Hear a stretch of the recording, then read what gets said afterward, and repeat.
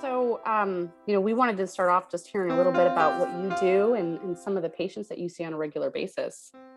Yeah, so I'm a physical therapist and I specialize in pelvic health, oncology, and lymphedema.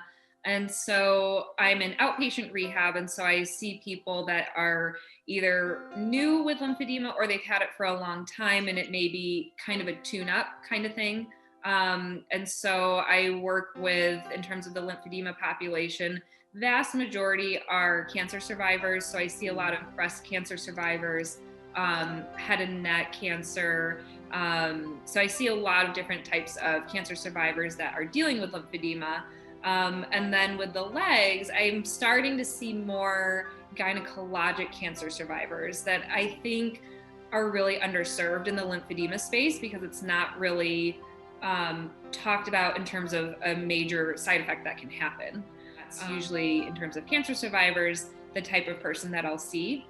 And then beyond people who have a history of cancer, anybody that has swelling in the legs, either from venous insufficiency or infection or obesity, anything like that that can cause swelling. It can be a really lonely and isolating condition, especially with swelling in the legs or in the face. If you can't easily, I don't want to necessarily say hide it, but if you can't kind of use your clothes in a way to kind of disguise it a little bit, it can be very hard for people to go out and about and be in public. And like you said, if they can't fit into their shoes, I find that that's a really big thing. I get a ton of people like, well, I can't fit into my dress shoes for work. I can't fit into my cute heels for this wedding coming up. And that a lot of times is a big trigger for them to come in.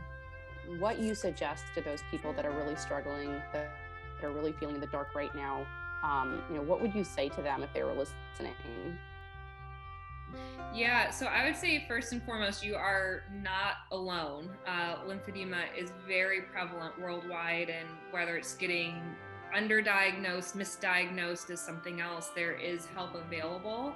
It's just a matter of finding somebody near you that can help you and finding the right resources and the right garments and different things that can actually help you. So there is hope, there is treatment that is evidence-based, gold standard, that can really manage that swelling.